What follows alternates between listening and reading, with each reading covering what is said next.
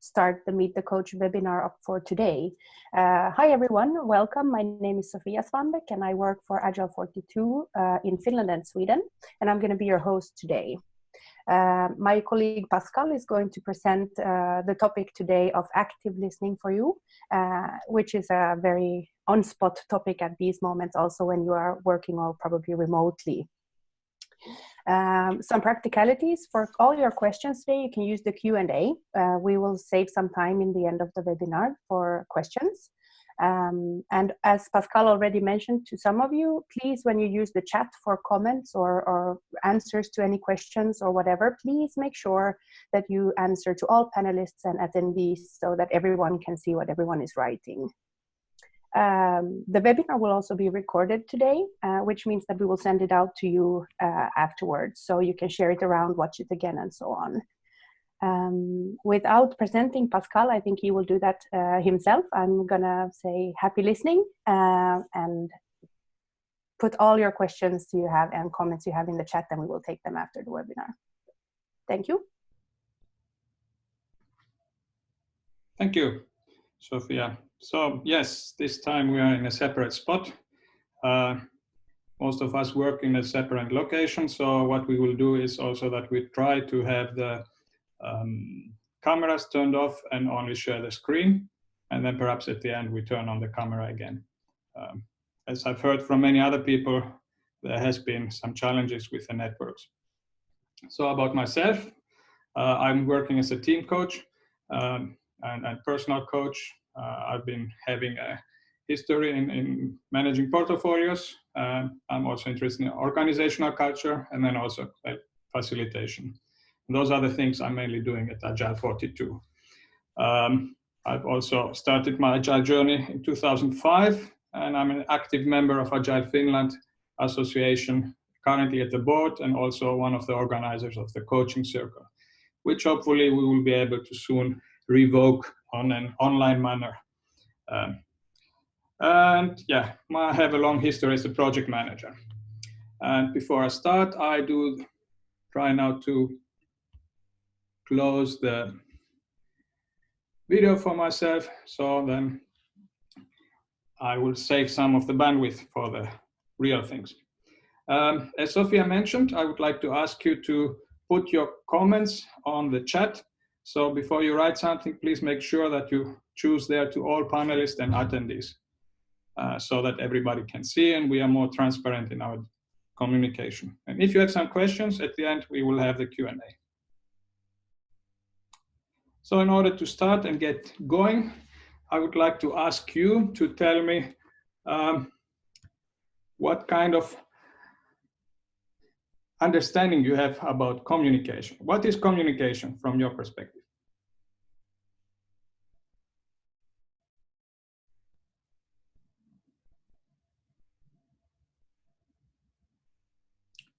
Please write that on the chat. So there are things like talking and interaction,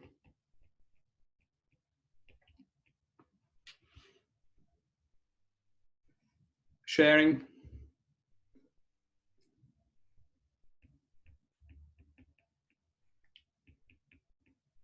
transferring thoughts,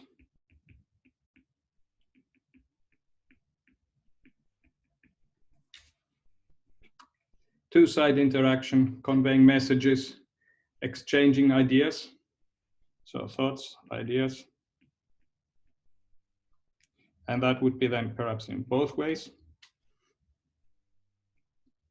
Yeah, and we have also verbal and oral verbal.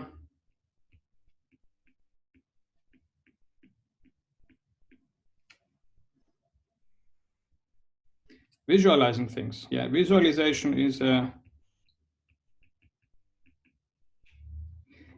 if you visualize and then somebody else can see it, that's also a form of communication. Very interesting one, an exercise of establishing a meaning. So getting to a meaning. Yes, common understanding. Yes, if we go a bit to the theory about communication. So we kind of now in the upper part, we have a computer, which is a source of information. There is some information there. Then we have here some like device that is coding it. And then we are transferring bits over a line. And then we get to another device that is decoding. And then perhaps through some signal, it's also going to the receiver. Of course, there is some coding between the source and the receiver, but that is kind of how I would like to visualize it. So there is some coding and decoding, and then we need the receiver to get some meaning out of that.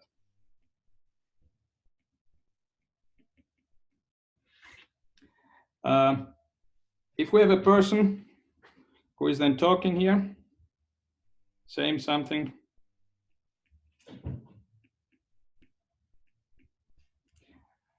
in people, if we're like interacting face to face, then this is going like there are waves coming over and getting to the ear of the person who is receiving, who is the receiver. And then that person needs to also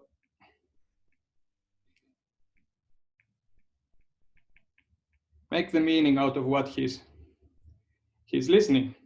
So it's also like the sounds and the words and the language, understanding that, but then also decoding that into a certain meaning that he has. And that is the challenge, because people are different and have different brains and different experiences and different ways of thinking. They might interpret things differently. A very important thing for listening is also to seeing with the eyes. So if we see how the other person is acting, then we can see his body language, as we mentioned before. That affects also. Somebody might pass over information through sound, and then also through gestures and body language. But what do you think is active listening? Perhaps you can write again in the chat.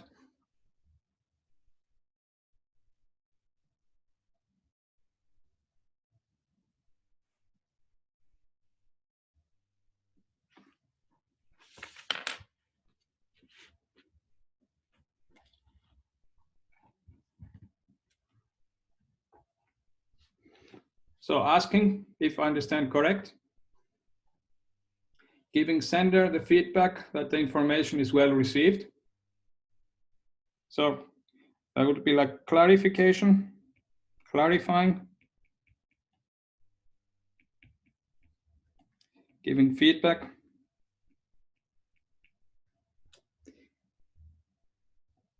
focusing, putting focus on what you listen, improve the communication. So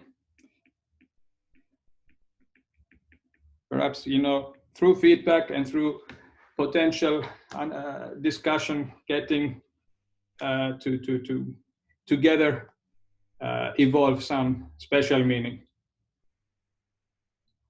Listen, hear, understand, repeat. Yes.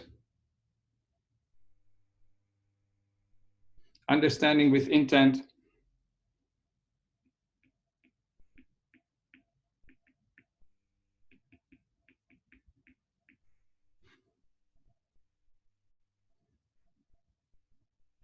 Encouraging.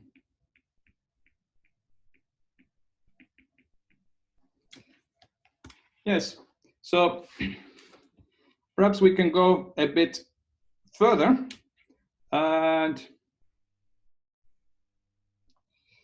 getting to see some history. So the first time the active listening was put down by Virginia Satir in 1964. So this has already some longer history. And she identified several stages for reception. One is intaking, taking in the information, and then meaning, making like understanding the meaning that is passed over. And then, of course, identifying the significance that is there in the meaning, and also then responding. So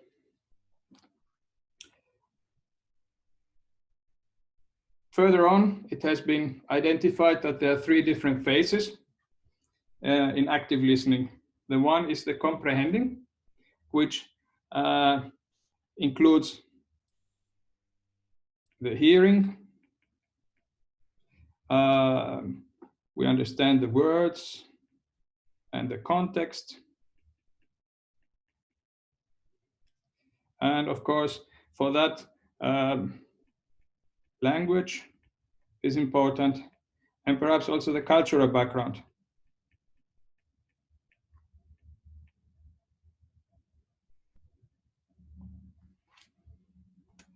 And that's like the part of getting the information in and getting and making a meaning of that. But then often communication happens very fast. And as it goes fast, then there is the challenge to keep the information.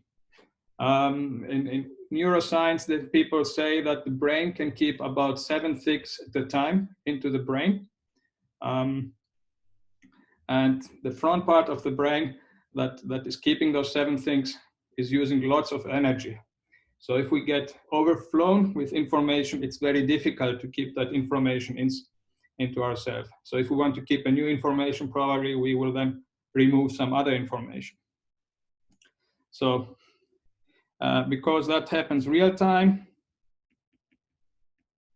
and fast, we have a challenge. And what would help us on that would be then to try to filter out the important information. So what is important?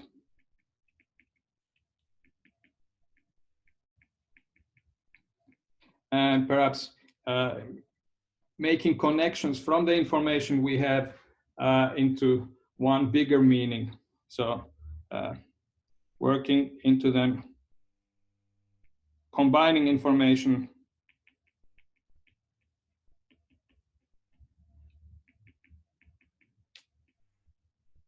into one new meaning.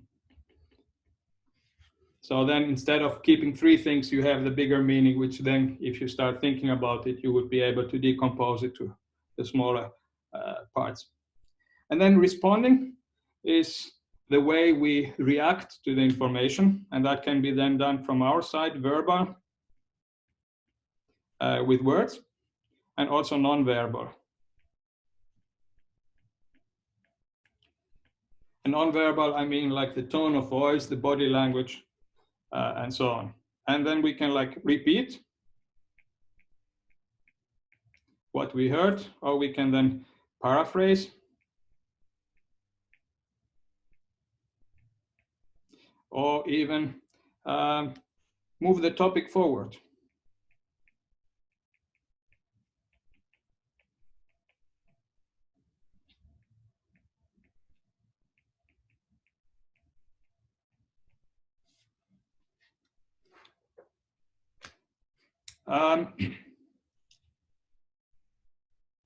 If we move further on, there are several levels of active listening.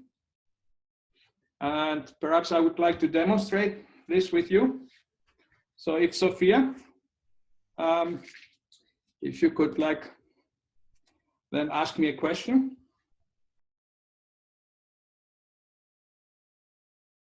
Yeah, sorry, I'm trying to get the recording back on because we've mentioned. So that would be like a case where at least I see it very frequently happening in my home when I'm asking the kids, are you coming for lunch? And they're playing with a mobile phone and so on. Then it happens quite clear that in that situation they ask, yes, yes, but then you're like waiting 5 minutes, 10 minutes, and because they are so focused on what they are doing, they probably don't even realize that I've asked them anything. And it is this yes, yes might be just kind of a reflection from their side that they answer to something and then they have quiet moment for themselves. But in reality, they are not listening and they don't even take notice of what I asked, and they don't even might not take notice of what I have, what they have answered to me. So,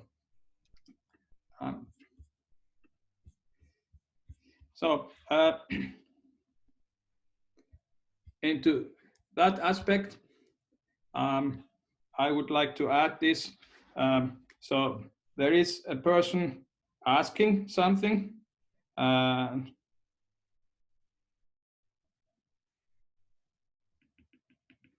saying something, but then the other person is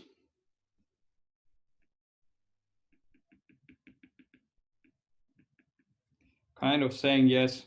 But I would call this in another way to be like a fake listening.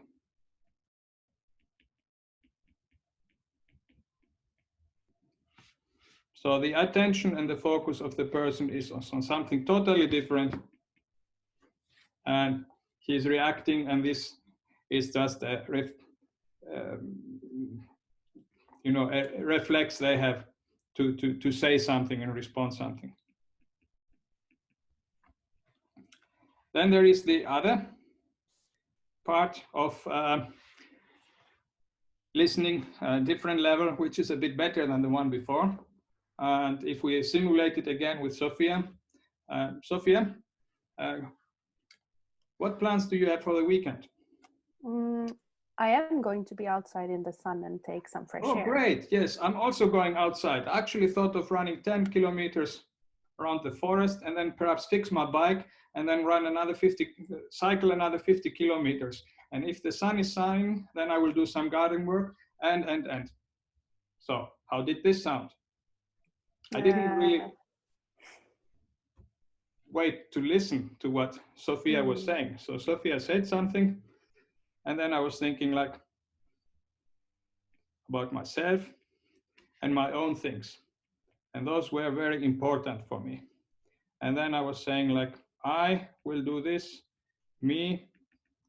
So I was kind of getting my own ideas into my mind, and that focus and the attention of the listening has been more on my thoughts.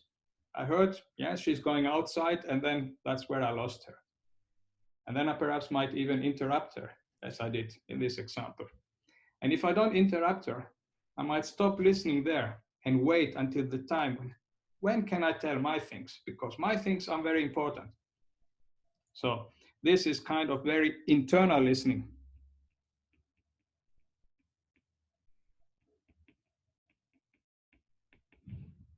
Where the focus is like on the person who is listening and his own things and his own ideas. And you're losing then track of what the other person is saying. Level 2 is then a bit better listening. So the one person is saying something, and then we are having the full focus to the other person. We are listening, and we are listening actually with a good way. There is this abbreviation called VIBE. So we are listening related to the voice. We're listening and looking to the information that we receive. We're listening to the body language.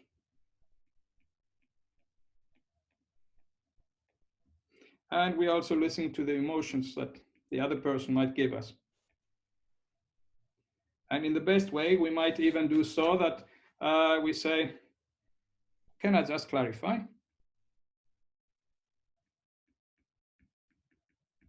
So we might ask what has been listened. And so we are listening with our ears, and then also listening the full person with our vision. And this type of listening, we call it focus listening.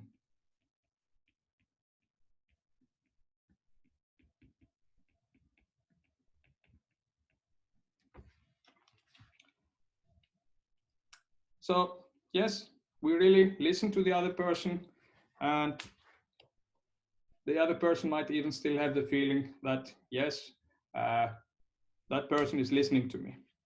Still, there is another level to get it a bit higher. And in that level, we kind of go a step further. It goes like this, that the person says something, we are like listening, focused and with intent, but we also add empathy to this listening. So empathy is quite important to be able to listen more exactly. So we are listening everything about the person. We have the vision.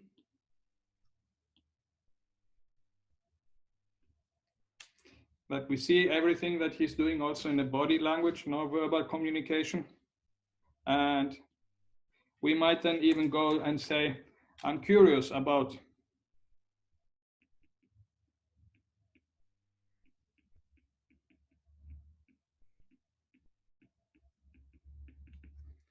and then try to get more or less evolve the meaning to a common meaning.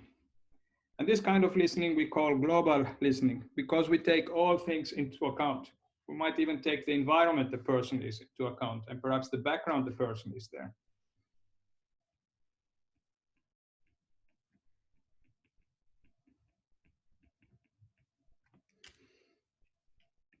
So empathy, the environment, and background play an important role. With background, I mean, if we have some information from that person from the past, and then we listen something being said like that, then we can connect the information we have from before and the information we want to, we are just listening. There is still another level of listening, which is the highest level. And that highest level is also mentioned in the book by David Rock about quiet leadership. And that is including the global listening, but then we are really also thinking about what is the potential. We go a step beyond and we think about future possibilities.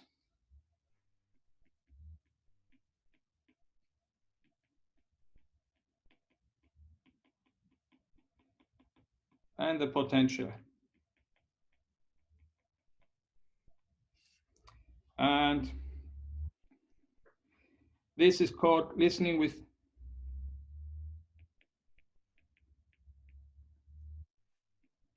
for potential. So we have a kind of intention and a positive attitude when we listen to encourage the other person and to bring the situation to the highest possible we can see, evolve the meaning. So those all together are 5 levels of listening, of active listening. And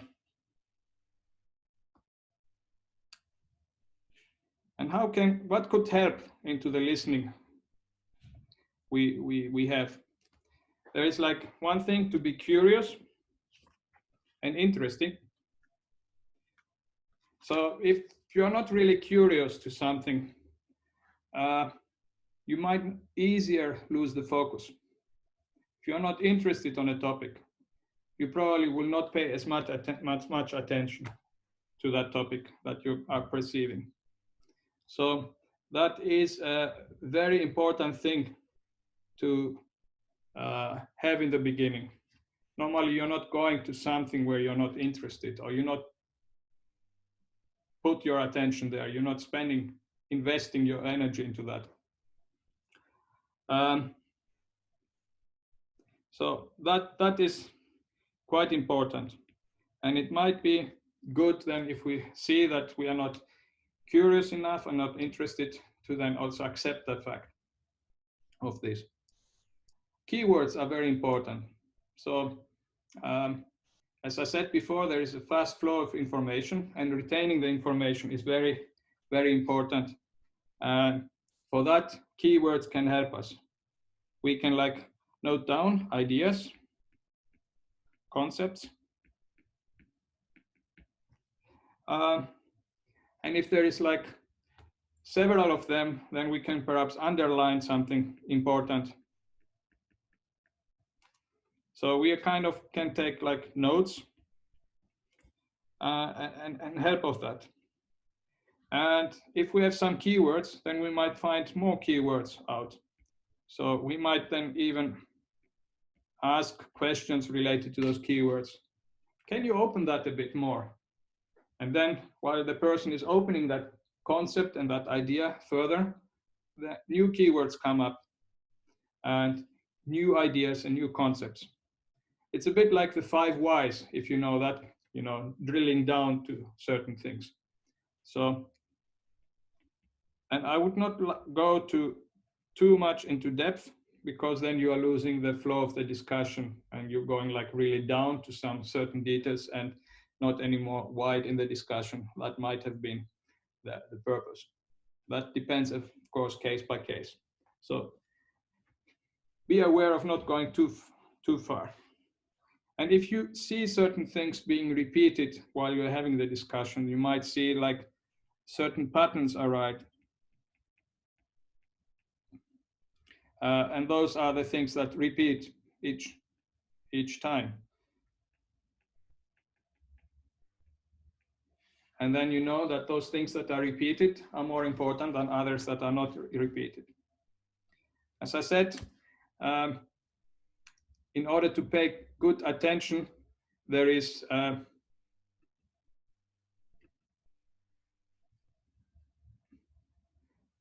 is quite important to have people also thinking like in a visual way, and that's why it is like good to take notes on a piece of paper, and also to perhaps even draw something. This visual information, a picture might be better. We say a picture tells more than 1,000 words. Okay, you see, my way of drawing might not be the best, but I'm trying to do that quite often because it's much easier to get context and have the communication and focus working. Especially if I'm working with somebody in the same meeting room, I quite often might go up to the flip chart and start drawing something. And also kind of even on the whiteboard draw something. And if it is something that I understand wrong, the person will tell me your picture is wrong. I know this is quite challenging to keep notes at the same time as listening, and that just needs practice. It's not as easy to do. So it's finding your own way. And I have seen people, if I see like the same lecture, my notes and the notes of somebody else, there might be different things being noted down. That has to do with the different background we have and the different experience and the different culture and the different skills we might have.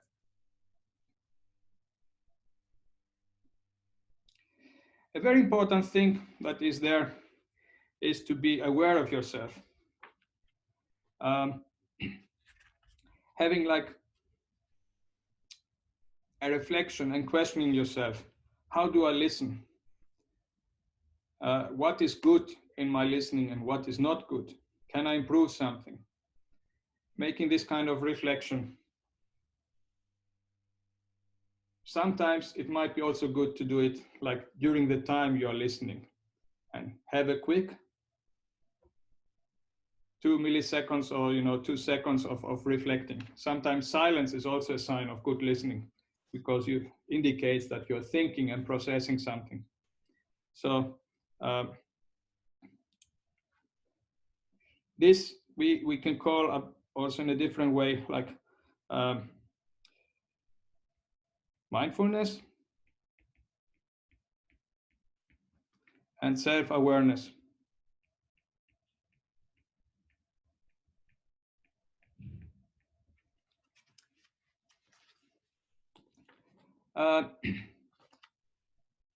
So this kind of reflection and being mindful and self-aware is very important, because then you kind of realize how you react and what is the level of listening you have. I mentioned before there is like listening with empathy. There is this compassionate coding website that explains some things, and also Brené Brown has written a few things about empathy. And there are three things that come out there. There is this cognitive empathy, where we make meaning about what is being said. There is the emotional empathy, and there is the compassionate empathy. So the emotional is about emotions, feelings, and then compassion is like more the social aspect. So you see there is something related to the brain, to the heart, and to the social aspects. And exactly as there is this empathy, I see there is a clearly association also with listening and how you listen. And I would also like to add something that is not in this, and I've not found what is here. So if somebody has some idea, he can tell me. But that is like the self-awareness, as I mentioned before.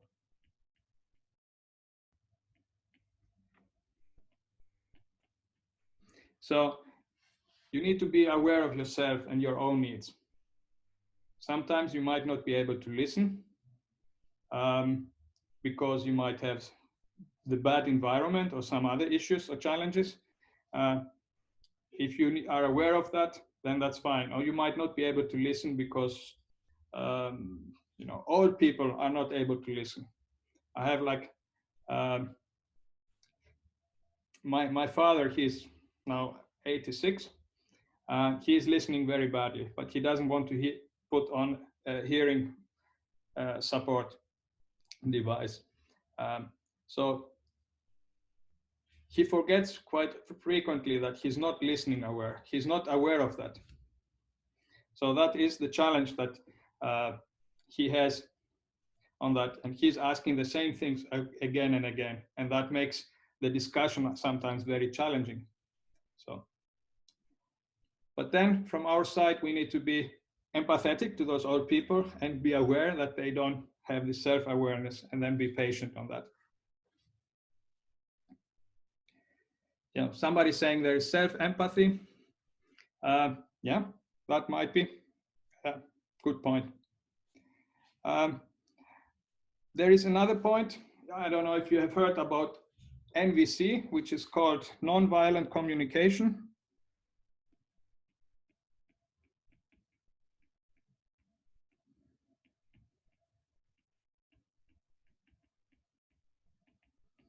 And there are 4 steps into that. The first step is to observe. The second step is to recognize your own feelings. The third step is to recognize your own needs. And the fourth step is to express your own request. So when I see or hear something, then I feel something because I need something. Please, could you blah, blah, blah. And that way of discussing with somebody else in a non-violent communicative way helps in getting a more constructive discussion. So here I would point out, we are hearing something. We need to have the self-empathy, to self-awareness, to know our own feelings and also our own needs. And in the worst case, at the end, I think there is also something we need to pay attention is also the needs of the other person.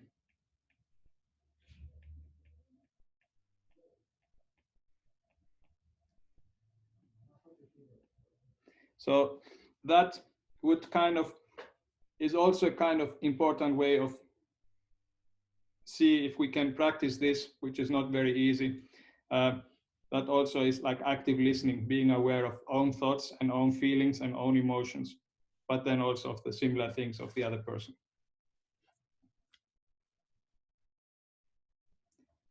Some tips how to improve. The first one would be to have a clear practicing all the time, as much as possible, being aware, writing down keywords. The first one was practice, the other one is keywords, note down own ideas, having like neutral, clarifying questions. If something is not clear, then perhaps ask, hey, I did not understand. Is it this, or is it that, or is it that? Can you help me open that? Another way, which might be, I did it sometimes when I was a bit smaller, when there were difficult things, in your own mind, repeat what the other person is saying. Try to say it again. That might help stick. Or then have the intention of not talking, but only use non-verbal signals. With that, I mean sounds, expressions, gestures in the face, and then also body language. And try to react on that. Or then reply with 1 or 2 syllables. Okay, that's good. So those are exercises you can do sometimes with some people if you talk, if you're involved in a discussion, and then try to reflect how the discussion goes on. Another one would be admitting you are lost. You know, sorry, I was writing my notes and I was not able to listen to everything. Could you repeat? Could you be so kind? Or then repeating back. We had that. Or then adjust your own posture. Like if you're in a meeting, there is this thing of leaning back or leaning forward or changing their own body language. There's another thing, mirroring the other person. So if the other person is doing certain things in his movements, kind of like scratching the head, then you also scratch the head. Trying to mirror the other person. That gets you like practicing, pay attention to his kind of movements and body language. Mindfulness, practicing mindfulness on your own. Other things is like checking the environment, paying attention of where you're going to discuss something with somebody. This is something you can do perhaps before you start a discussion, especially if you have a very important discussion.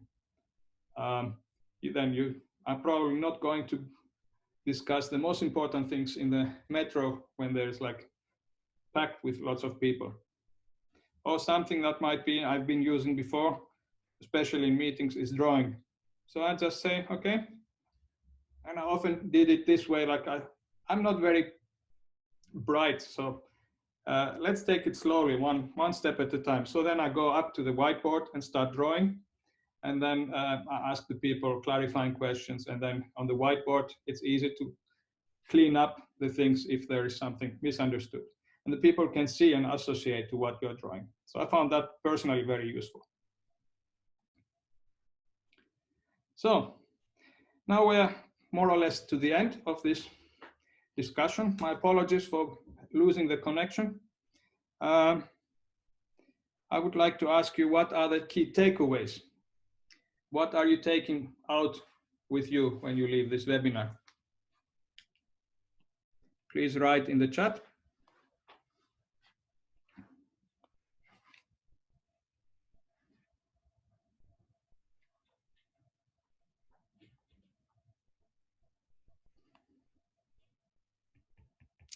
Somebody says the tips.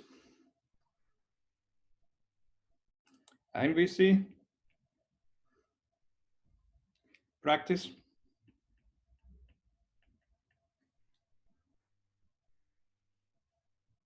Levels of listening.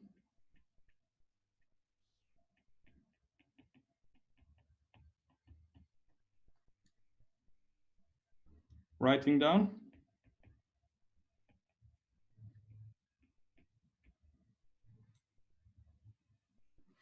And now there's a swarm of information coming on the chat.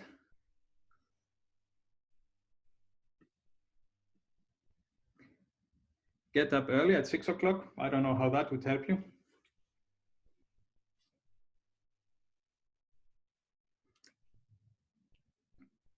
Yeah, so mindfulness.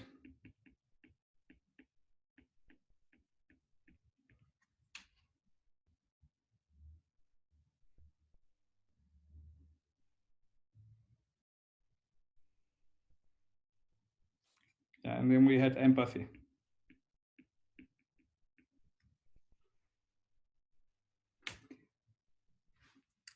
Okay, thank you for this. Now it would be perhaps time for your questions. Yes, there are a few questions coming in at the moment in the Q&A, so let's have a look at them. And before we'll also open those. Okay, before we do this, I can maybe put a few links in the chat for you guys. There's a link to all our upcoming webinars. I just want to let you know that there will be more webinars coming, so you can have a look from the link.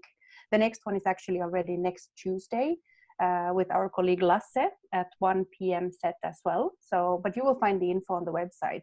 You can also read more about Agile 42 from our website. And if you need any help now with the remote working or anything, just let us know.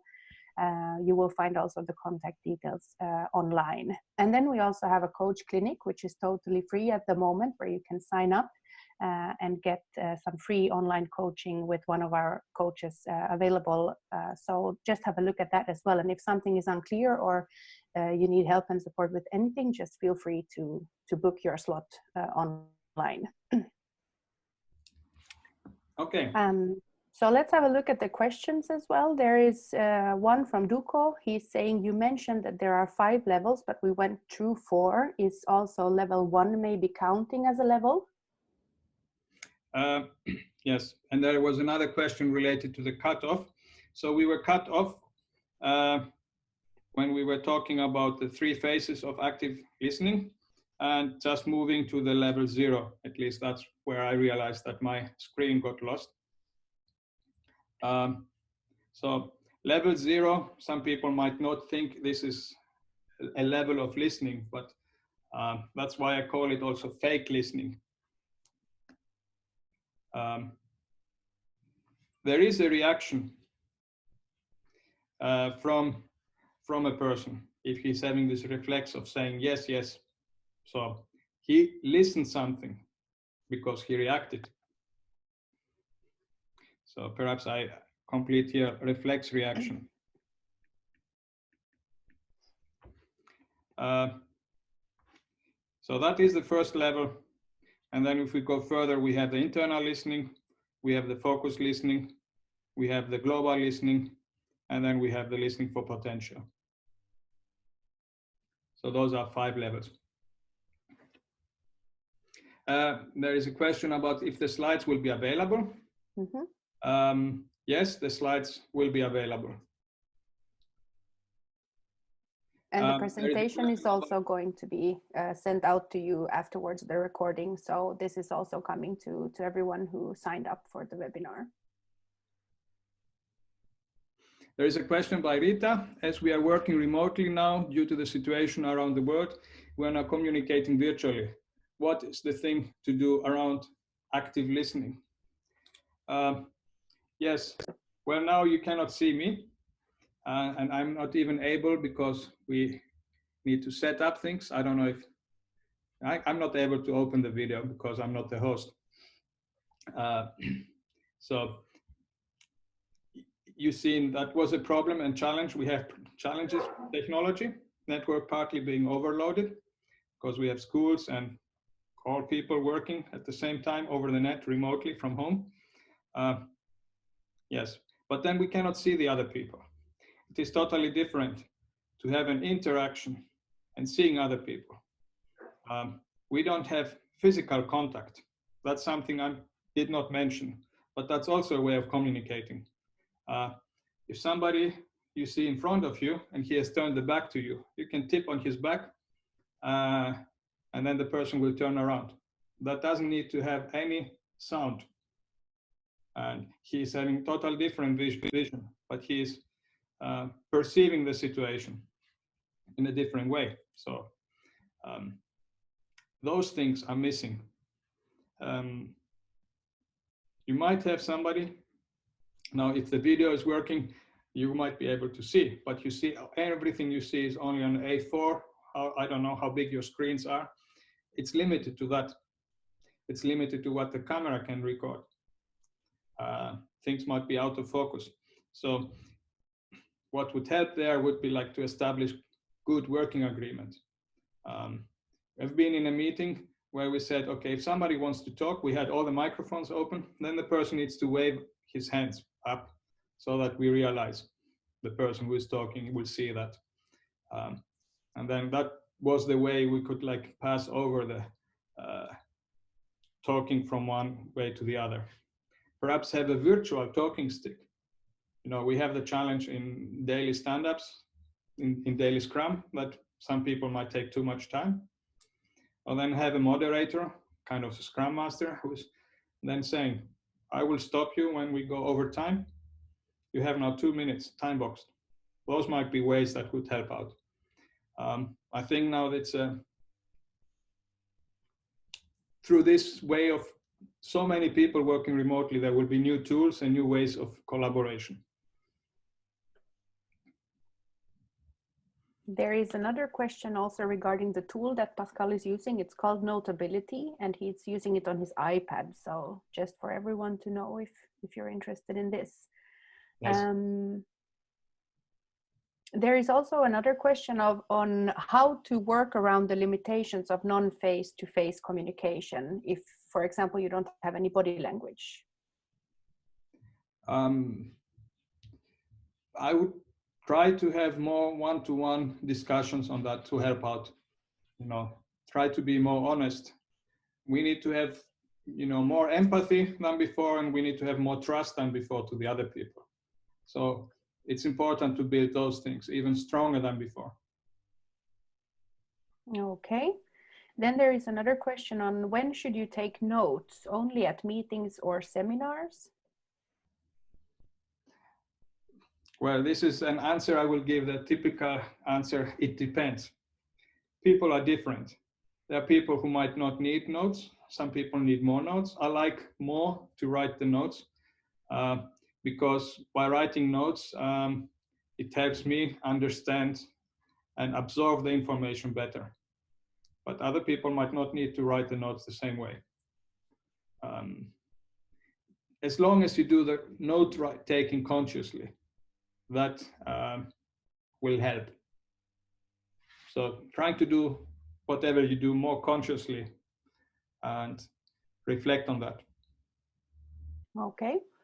Then there's a question if you have any readings about listening that you can, from a coach point of view, recommend to the listeners.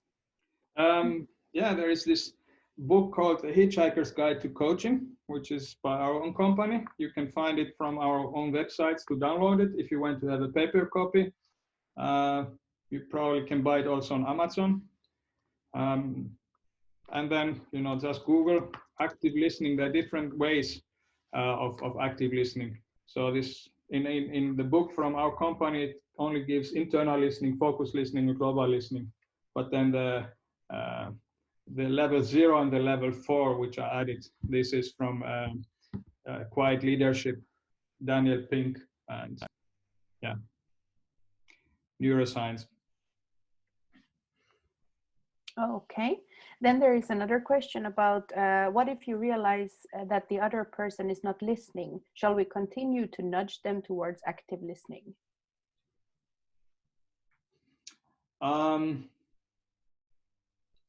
There might be different reasons why the other person is not actively listening.